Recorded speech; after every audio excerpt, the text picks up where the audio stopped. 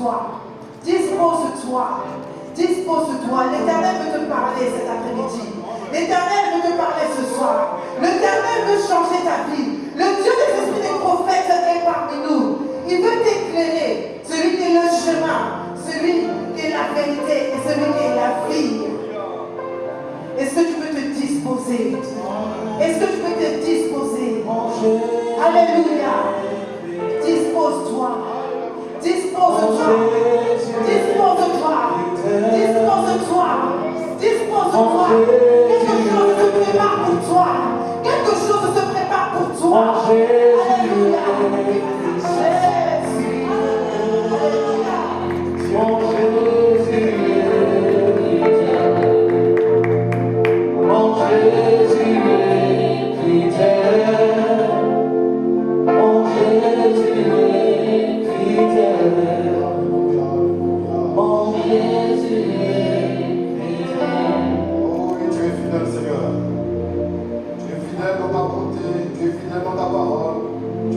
Dans tes actions.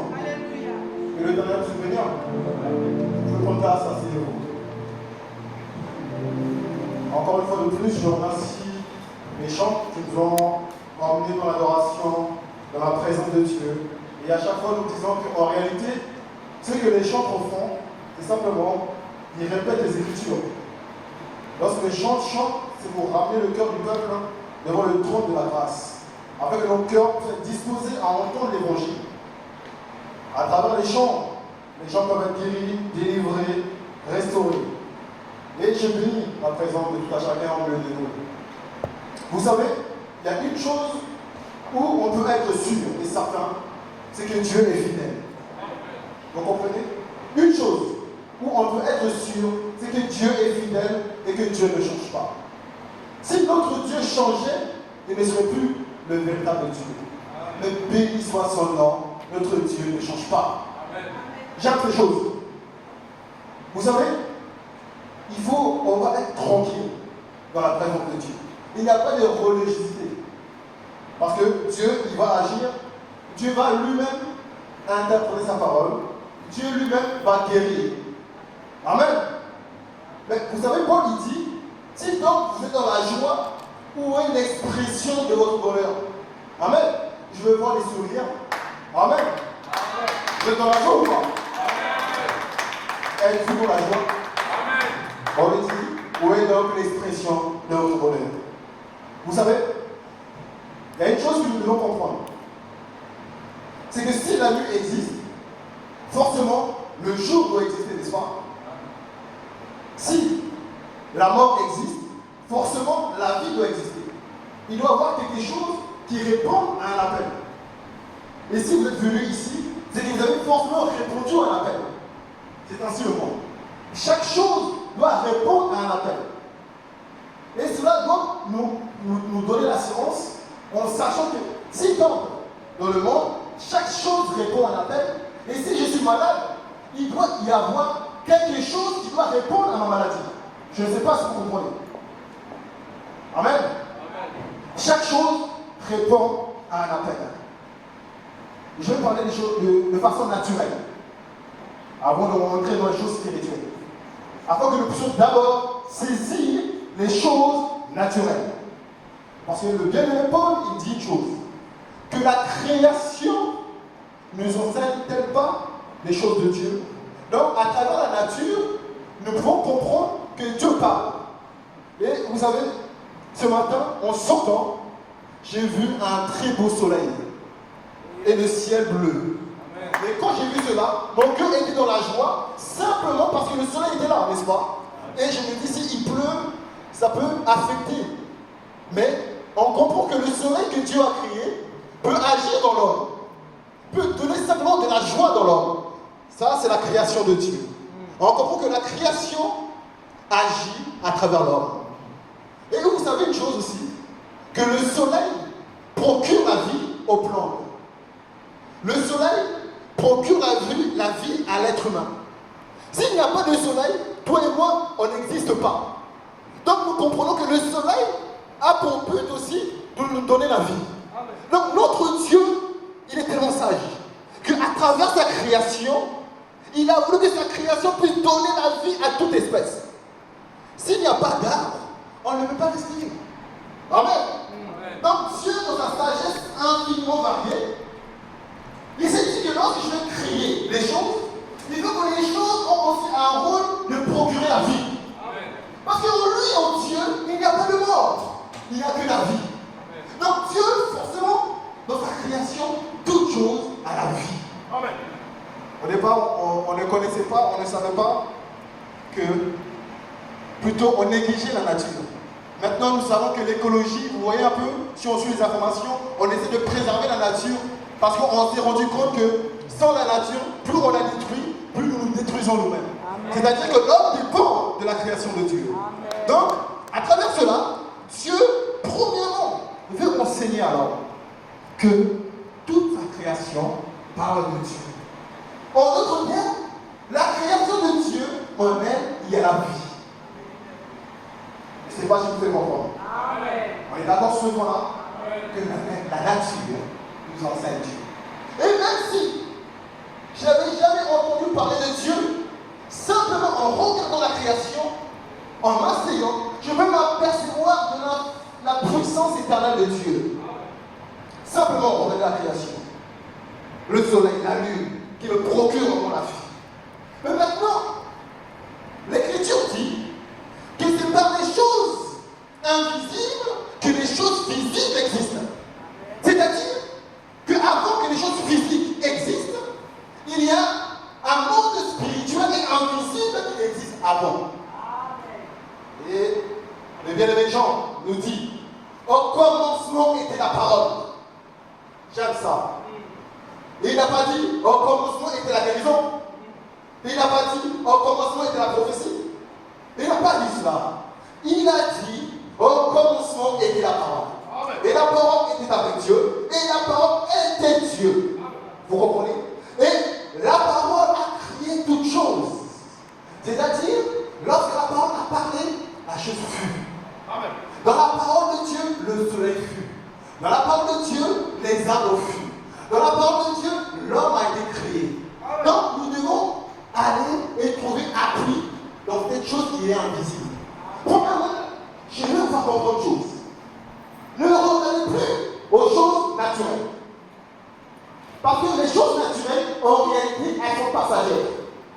C'est-à-dire, le mot passagère, c'est-à-dire que les choses visibles ne sont pas vraies. Tout ce que vous voyez, en réalité, cela n'est pas vrai. Cela a été créé pour que toi et moi nous puissions vivre avec nos cinq sens physiques. Mais Dieu a créé l'homme d'abord un homme spirituel. En toi, il y a d'abord l'esprit. J'aimerais préciser ça avant que nous puissions avancer. Même si tu le regardes physiquement, mais en réalité, ce n'est pas toi. Ce n'est pas toi. Dieu voit l'esprit. Parce que les choses terrestres vont disparaître. Oh, j'aime ces choses. Malgré que le soleil peut me procurer la vie, malgré que les choses terrestres peuvent donner du réconfort, à combien plus forte raison les choses invisibles, si elles existent. C'est tant qu'il y a un soleil physique, il doit y avoir un soleil spirituel, n'est-ce pas? Parce que ce n'est pas des choses invisibles, les choses visibles ont pris existence. Mais nous, comme enfants de Dieu, on ne regarde plus aux choses visibles. Donc nous marchons par la foi et non par la vue. Et alors nous regardons au soleil invisible, mes amis. Cet après-midi, on va parler du soleil invisible. Et Matthieu nous dit que le soleil de la justice nous a visités. Et sur ses ailes, il y a les rayons de la guérison. Donc, le soleil spirituel aussi porte la guérison. De même que le soleil physique porte la guérison, n'est-ce pas? Donc, le soleil spirituel aussi doit porter la guérison. Aujourd'hui, il y a un soleil qui s'est arrêté. Le soleil vient de s'arrêter. Vous voyez? Israël devait combattre contre ses ennemis. Le général en chef, Josué, en combattant l'ennemi, il s'aperçoit que commence à venir. Qu'est-ce que Jésus a fait? Il a simplement regardé le ciel. Et il a arrêté le soleil, frère. Parce que lorsque le soleil s'arrête, c'est à ce moment-là qu'on peut tuer nos ennemis. Donc la victoire dépend de la présence du soleil dans ta vie. La victoire dépend simplement de la présence du soleil. Josué étant prophète, il sait que la nuit va venir et que ses ennemis risquent de fuir. Et il arrête le soleil. Et en arrêtant le soleil, cela nous explique que c'est à travers la lumière qu'il y a la guérison. Vous comprenez ces choses? Que je peux vous souvenir. Nous allons prendre son tarder. Marc, au chapitre 5, au verset 25. Marc, chapitre 5, au verset 25, s'il vous plaît. Oh, j'aime la parole de l'Éternel. Toutes choses passeront. Toutes choses passeront, mais la parole de Dieu demeure éternellement. Ici, dans Marc, chapitre 5, au verset 25, il est écrit: Or, il y avait une femme atteinte d'une perte de sang depuis 12 ans. Elle avait beaucoup souffert entre les mains de plusieurs médecins. Elle avait dépensé tout ce qu'elle possédait. Et elle n'avait éprouvé aucun soulagement. Mais elle était allée plutôt en empirant. Au verset 27. Ayant entendu parler de Jésus, elle vint dans la foule par derrière et toucha son vêtement. Car elle disait: si je puis seulement toucher ses vêtements, je serai guéri. Au même instant, la peur de sang s'arrêta et elle sentit dans son corps qu'elle était guérie de son mal. Au verset 30. Jésus connut aussitôt en lui-même qu'une force était sortie de lui, et se retournant au milieu de la foule, il dit: qui a touché mes vêtements? Ses disciples dirent: tu vois la foule qui te presse, et tu dis qui m'a touché? Et il regardait autour de lui pour voir celle qui avait fait cela. Au verset 33. La femme effrayée et tremblante, sachant ce qui s'était passé en elle, vint se jeter à ses pieds et lui dit toute la vérité. Au verset 34. Mais Jésus lui dit: ma fille, ta foi t'a sauvée. Va en paix et sois guérie de ton mal. Amen. Amen. Ne prenez pas, je vais juste prendre Lévitique 15, parce que le temps est parti. Lévitique 15 au verset 25. Dans la loi, il est écrit: la femme qui aura un flux de sang pendant plusieurs jours hors de ses époques régulières, ou dont le flux durera plus qu'à l'ordinaire, sera impure tout le temps de son flux, comme au temps de son indisposition mensuelle. Et l'Éternel puisse bénir sa parole, et que surtout que l'Éternel donne l'interprétation à sa parole. Ce passage de Marc, chapitre 5, au verset 25, l'évangéliste Matthieu, Marc et Luc relatent cet événement. J'aimerais que nous puissions souligner ça. C'est-à-dire, les trois évangiles relatent cet événement. Cela nous doit nous pousser à comprendre la profondeur de ce message et de ce passage, mes amis. Et, vous remarquerez, ici, l'Écriture souligne qu'il était une femme qui avait la perte de sang pendant 12 années. Mais il y avait des lois en Israël que Dieu avait instaurées, que Dieu lui-même avait instaurées, en disant qu'une femme qui avait la perte de sang, comme cette femme-là, était considérée comme une femme impure. C'est-à-dire, elle ne peut pas rester avec le corps d'Israël. Elle devait être mise à part, à l'écart. Vous comprenez ces choses ou pas? Et tout homme qui touche cette femme, cet homme aussi devenu impur. Le lit où la femme dort, si une autre personne dort sur le même lit, la personne sera considérée comme impure. Donc, nous pouvons voir ici une femme. Et vous savez, Dieu ne fait pas les choses par hasard. Déjà, l'écart. Et aujourd'hui aussi, nous pouvons voir que la femme est toujours mise à l'écart. La femme souffre plus que l'homme. Mais ici, l'Écriture nous dit que cette femme était considérée comme impure. Donc, si elle est considérée comme impure, cette femme, sûrement, l'Écriture ne nous précise pas. Avait-elle un mari? J'ai le droit de supposer que non. Quel homme pourrait-il prendre une femme impure, mes amis? Quel homme choisirait-il une femme qui est souillée de peur que lui-même soit souillé? Donc nous comprenons que cette femme était mise à l'écart. Cette femme était abandonnée. Cette femme était abandonnée des hommes.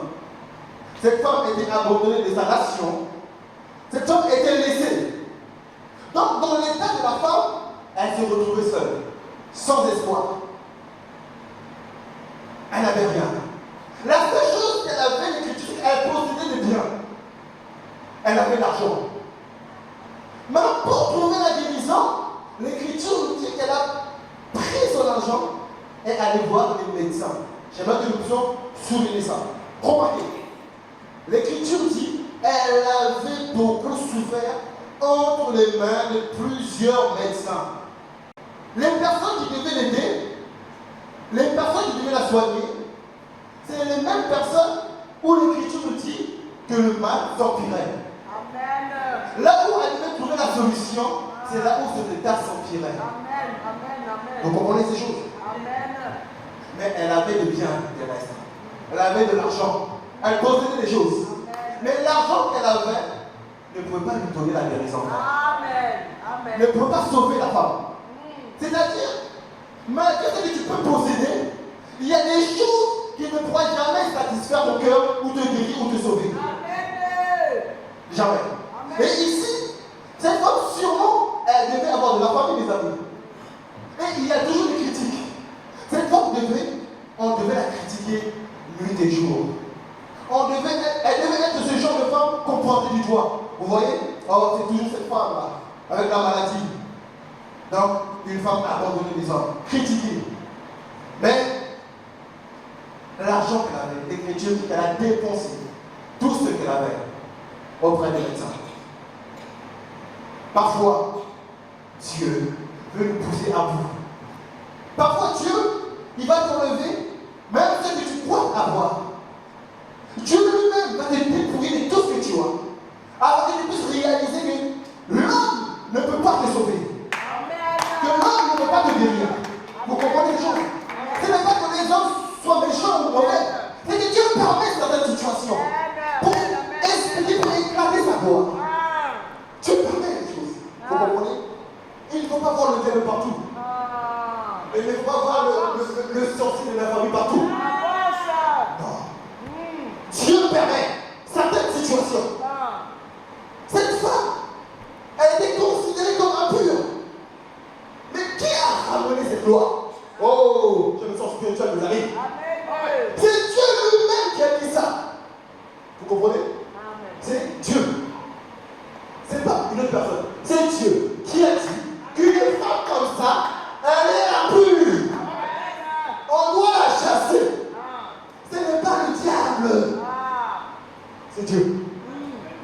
Mais l'Écriture nous dit que l'ancienne alliance, c'était l'ombre de la réalité. C'est-à-dire que Dieu, dans sa pensée, dans sa sagesse, il voulait expliquer quelque chose. Parce que le sang qui coulait, c'était la vie qui se perdait dans la femme. Parce que l'Écriture dit que le sang, c'est la vie. Vous suivez ou pas? Donc, dans l'ancienne alliance, toutes les femmes qui perdaient la vie, il n'y avait pas de remède pour sauver. Moïse ne pouvait pas sauver cette femme. Malgré la loi, malgré que Moïse soit un grand prophète, face à ce cas-là, Moïse était incapable, il était impuissant. Il était impuissant. Le grand Moïse qui a séparé la mer rouge en deux, qui a frappé l'Égypte, ne pouvait pas guérir cette femme avec un temps de sang. Alléluia. Dieu a dit à Moïse, tu peux faire tous les miracles.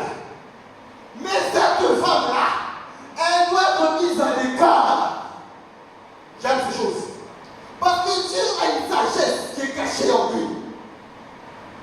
Et l'Écriture nous dit une chose. Cette femme connaissait la loi. Elle savait. Elle connaissait le Dieu d'Israël. Elle savait qu'il était impur. Mais elle a tout fait. Elle a tout fait. Elle est partie voir les médecins. Elle est partie voir les gynécologues, les chirurgiens. Eux tous avec le matériel, ils ont dû encore détruire cette pauvre femme. Elle a tout fait, tout. L'Écriture dit, tout fait. Seule, avec sa propre conscience. Abandonner les hommes, abandonner tout le monde, seul. Et on peut croire aussi ici qu'il a abandonné les dieux, n'est-ce pas? Parfois, vous pensez que Dieu vous a abandonné. Vous avez prié, et on ne voit pas la main de Dieu. Et en concret, c'est comme si, plus vous priez, plus c'est pire. N'est-ce pas? Vous comprenez l'histoire? Plus vous priez, c'est comme si la situation s'aggrave. C'est comme la même chose. Plus elle dépensait de son argent, plus la situation s'aggravait. Vous suivez? Mais donc, cette femme elle-même. Mes amis, la foi est un mystère. La foi est un mystère. Oh, la foi est tellement un mystère que le diable ne peut pas saisir ça. La foi est un mystère. On ne peut pas saisir la foi. Cette femme, l'Écriture dit, elle a simplement entendu parler de Jésus. Elle n'est pas allée dans une école théologique. Elle a simplement entendu. La foi vient de ce qu'on entend. Est-ce qu'on entend vient de la parole de Dieu? Et de par Jésus des choses. Que toute chose a été faite par la parole puissante de Dieu. C'est-à-dire que Dieu lui-même Dieu, il se soumet à sa parole. Lui-même. Si tu veux affronter Dieu, ramène Dieu dans sa parole. Vous savez une chose? Jacob n'a pas affronté le diable pour être béni. Votre combat n'est pas contre le diable. Le diable est un éternel vaincu. Oh. Jacob, pour être béni, il a combattu contre l'ange de l'éternel. C'est-à-dire, il faut combattre Dieu pour être béni. Je vais m'expliquer. Dieu, c'est la parole. Il n'y a que la parole qui peut te bénir. C'est-à-dire, si Dieu te dit qu'on va te guérir, tu dis à Dieu, il est écrit. C'est ça qu'on combat Dieu. Vous comprenez? C'est ça qu'on combat Dieu. Tu dis à Dieu, il est écrit. Si Dieu ne le fait pas, il devient un menteur. Mais comme Dieu dit qu'il ne peut pas mentir, qu'il n'est pas un homme pour mentir, ni le fils de l'homme pour se repentir, il sait qu'il a dit, n'es-tu pas capable de l'accomplir? N'es-tu pas capable de le faire? Il est capable. S'il ne le fait pas, c'est qu'il n'est pas Dieu. Dans le désert, le diable a attaqué Jésus par la parole. Mais Jésus dit quoi? Il est écrit. Parce que lui-même, Jésus, étant la parole, il sait. Pour combattre le diable, il doit réciter la parole. Vous me suivez? C'est la parole. Ta bénédiction, c'est la parole. Ta bénédiction, c'est la parole. Donc cette femme-là, elle a entendu parler de Jésus. C'est-à-dire que la semence a été plantée. La semence de la foi a été plantée. Parce qu'elle a entendu. Mais maintenant, la parole plantée ne suffit pas. Il faut arroser. Il faut entretenir. Sûrement cette femme te faisait dire en elle-même, peu importe les méthodes qu'ils ont fait. Je ne vais pas baisser les bras. Peu importe l'argent que j'ai dépensé. Je ne vais pas baisser les bras. Il y a un homme qui est capable de me guérir. Elle devait se répéter ça dans son cœur. La parole dans le cœur du croyant, répétée, produit le miracle. Amen. Elle devait se dire, Dieu va me guérir. Cet homme va me guérir. Il l'a fait avec d'autres. Pourquoi il ne le fera pas avec moi? Il a fait avec les autres. Pourquoi pas avec moi? Je ne le connais pas. Je ne l'ai jamais vu. Mais je sais qu'il va le faire. C'est ça la foi. Pas besoin de voir. Il a fait avec les autres. J'ai entendu qu'il a fait. Et moi, vous comprenez? La parole de la foi. Croire dans son cœur. Croire dans ton cœur profondément. Peu importe ce que les médecins ont dit. Peu importe ton passé. Ne regrette pas ton passé, frère. Sœur, ne regrette pas ton passé, ce que les gens ont dit. Cette femme, elle est allée de l'avant. La marche de la foi. Amen. Elle a marché. J'aimerais vous dire quelque chose. Cette femme-là a enfin la loi de Dieu. Cette femme qui a enfin la loi de Dieu. Parce qu'il est écrit qu'une femme comme toi doit être mise à l'écart, mais elle sort de sa maison pour aller à la rencontre de Jésus. C'est-à-dire qu'il y a eu un chemin qui s'est fait. C'est ça la foi. Le chemin de la foi te pousse à faire des choses au-delà. Te pousse à croire à l'impossibilité. Les gens pourront croire que tu pêches contre Dieu. Mais la foi est tout un mystère. Et cet homme marchait. Et je crois, pendant la marche de la femme, vous savez l'écriture précise. Pendant 12 années, elle perdait du sang. 12 années, pas un an, pas 2 ans, pas 3 ans. Et je crois que cette prédication parle beaucoup aux femmes. Pas 4 ans, pas 5 ans, 12 années. 12 années, frère. Elle perdait du sang. C'est-à-dire qu'elle est faible, n'est-ce pas? Lorsque parfois vous faites des piqûres pour vous prendre du sang, toi-même tu es déjà fatigué, tu demandes des gâteaux pour reprendre un peu la forme, hein, n'est-ce pas? Mais c'est pas pendant 12 années. C'est-à-dire, cette femme marchait faiblement. Elle était faible, fatiguée, les médecins. Fatiguée, mais elle marchait. Elle n'a pas baissé les bras, elle marchait. Faible qu'elle était, mais elle a continué. Le chemin de la foi, elle a osé croire, mes amis. C'est ça que je veux vous dire. Osez croire. Ose croire. Qui est capable? Elle était faible, mais elle marchait. Toute fatiguée. Oh, je vois cette femme toute tremblante. Parmi la foule, elle marche. Elle veut se frayer un chemin. Elle marche. Et dans son cœur, elle se disait, je serai guéri. S'il a fait avec les autres, il peut le faire pour moi. S'il a fait avec les autres, il peut le faire pour moi. Elle répétait sans cesse la parole de Dieu, semée dans son cœur, par la foi. Elle n'a pas douté. Peu importe les obstacles, peu importe la loi de Moïse, je veux être ma guérison. Je veux être guéri. Je veux être sauvé. Oh, mes amis, c'est simplement aujourd'hui, tu peux croire à ce verset de l'Écriture. Par la foi, tu seras guéri. Par la foi. Et elle vient. Elle s'est frayée un chemin. La foi fraye un chemin. La foi est capable de créer un chemin invisible. La foi. Si votre foi est plus grande qu'un grain de se lever, vous diriez à cette montagne, voilà, la montagne va se dépasser. Mais une foi qui ne doute pas, la foi est un comportement, frère. La foi est un comportement. La foi est une attitude. C'est-à-dire, la foi, je peux la voir. Je peux dire ça, c'est une forme de foi. La foi est invisible, mais toi, tu dois l'exprimer de façon physique, afin que nous puissions dire que tu as la foi.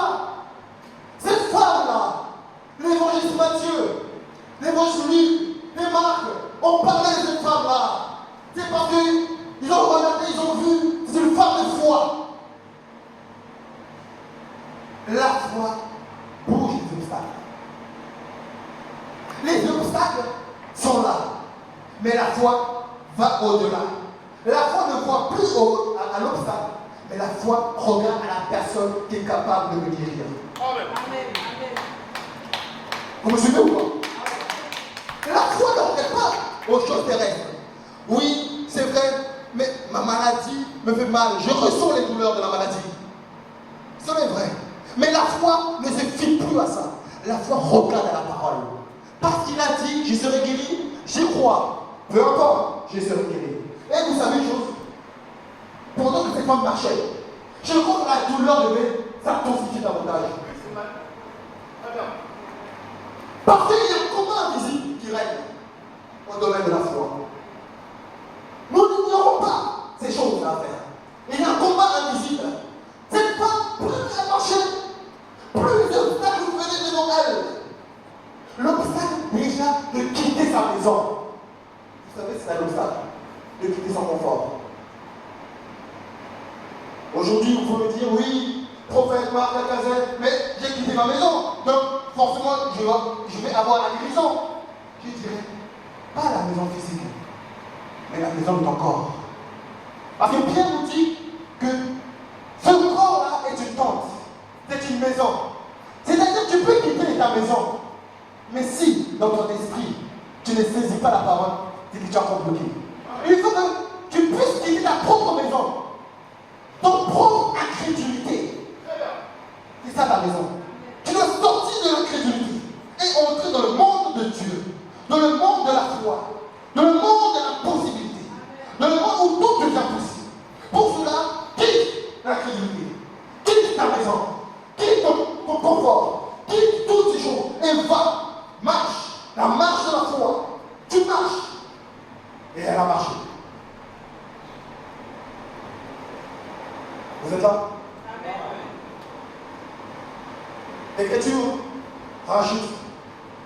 Car elle disait, si je puis toucher ce vêtement, je serai guéri. Car elle se disait, en d'autres versions, si elle disait en elle-même. La parole de Dieu répétée dans le cœur du croyant produit le miracle, produit la guérison. La parole de Dieu répétée dans le cœur du croyant produit la guérison. Pourquoi je dis répéter? Parce que parfois nous avons besoin de répéter souvent la parole de Dieu afin que nous puissions croire. Vous savez, croire, il faut répéter la parole. Pour que la parole de Dieu qui entre dans la tête peut descendre jusqu'au cœur. C'est le cœur où se trouve l'incrédulité. Peut-être dans ta tête tu crois, mais dans ton cœur tu doutes. Vous me suivez? Vous comprenez ou pas? Amen. Oui, je crois que Dieu peut faire. Mais tu doutes dans ton cœur. Une personne qui est assise handicapée, elle reçoit la même parole, la même semence. Comment va-t-elle guérir si elle ose se mettre debout? La foi, c'est oser l'impossible. Elle peut croire acquitter intellectuellement, mais la foi sans les œuvres est une foi morte. La foi doit s'exprimer. La foi doit se manifester afin que Dieu puisse se nourrir. Il est décrit qu'il est le consommateur de notre foi dans Hébreu. C'est-à-dire, Dieu doit manger, Dieu doit consommer. Le mot consommer, c'est-à-dire que Dieu doit manger, tu dois consommer. La seule nourriture à laquelle Dieu se plaît, c'est lorsqu'il trouve la foi, frère. Il est écrit que Dieu se plaît dans la foi. Le juste vivra par la foi. C'est ta foi qui va te sauver. C'est ta foi qui va te guérir. Cette femme avançant, se disant en elle-même, il va me guérir certainement. Certainement il le fera, car il avait déjà fait. Au verset 29, au verset 28, excusez-moi. Là, elle disait, si je puis simplement toucher ces vêtements, je serai guéri. Au même instant, oh, j'ai la parole. Quelle précision. Au même instant, la perte de sang s'arrêta et elle sentit dans son corps qu'elle était guérie de son mal. Jésus connut aussitôt en lui-même qu'une force était sortie de lui. Se retournant au milieu de la foule, il dit, qui a touché mes vêtements? Ses disciples dirent, tu vois la foule qui te presse, et tu dis qui m'a touché. Verset 33 pour sauter. La femme est effrayée. Il y a eu deux choses. La guérison qu'elle a reçue, la joie, et maintenant l'Écriture dit, au verset 33, la femme effrayée et tremblante. Elle est passée de deux stades. De la joie de la guérison, et maintenant elle est effrayée. On ne fait pas la psychologie, mais on peut se permettre de voir ce qui s'est quand même passé dans l'esprit de cette femme. On peut se permettre, n'est-ce pas? 12 années est malade. Elle a reçu la guérison instantanément. l'argent dans son cœur. Mais maintenant, elle est effrayée, l'écriture. Sachant ce qui s'était passé en elle va se jeter à ses pieds et il lui a dit toute la vérité. Vous savez, tu peux recevoir la guérison, mais il faut confesser nos péchés. Il faut confesser toutes choses que nous faisons. Et assis au pied du Seigneur, reconnaissant que non seulement elle a reçu la guérison, mais reconnaissant qu'il est le guérisseur. Vous comprenez ou pas? La foule. Une chose qui m'a toujours surpris, c'est que Jésus pose la question. Qui m'a touché? Et je crois que c'est une prédication chaque dimanche, nous l'avons déjà entendu cela. Jésus pose la question de qui m'a touché. Les disciples disent, mais Seigneur, ne vois-tu pas que la foule entière te presse, te touche? Et toi tu dis qui m'a touché? Mais Jésus dit qu'une force est sortie de moi. Et dans le soleil de la justice, sur ces années de la guérison, il a senti que les rayons est sorti de lui pour produire la vie. Jésus dit, qui m'a touché? Oh, c'est une parole puissante. Mais les disciples ne comprennent pas les choses de l'esprit. Parce que physiquement, les gens touchent Jésus. Mais comme je nous ai prié, la vie se trouve dans l'esprit. La femme n'a pas simplement touché le programme physique de Jésus. La femme a touché Dieu lui-même. La femme a touché Dieu lui-même. Jésus dit, j'ai senti qu'une puissance. D'autres versets disent, j'ai senti comme une vertu qui est sortie de moi et qui a guéri cette femme. Mais qu'est-ce qu'elle fait sortir, cette puissance? Il y a une clé. La clé qui a fait sortir la puissance de Dieu, c'est la foi. Amen. Vous comprenez? La foi est capable de déplacer Dieu. Même si Dieu ne te regarde pas, la foi a cette puissance, cette capacité de changer le regard de Dieu. C'est ça la foi.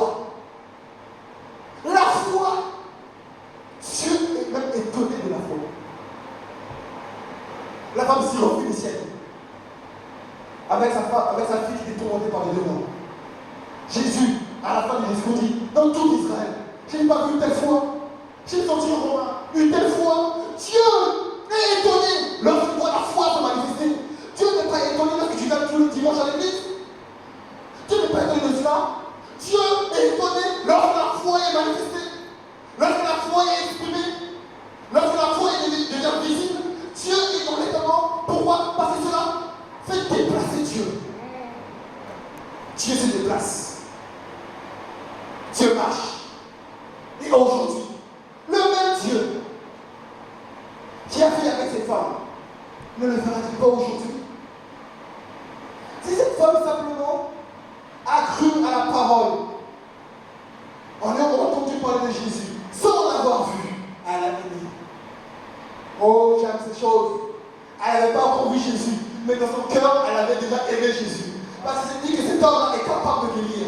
De même aujourd'hui, tu ne l'as peut-être pas vu physiquement encore, mais ta foi a la capacité de le voir. Le jour où cette femme a décidé de son cœur d'être guérie, elle est déjà guérie spirituellement. Avant que cela se manifeste physiquement, spirituellement, elle a déjà été guérie.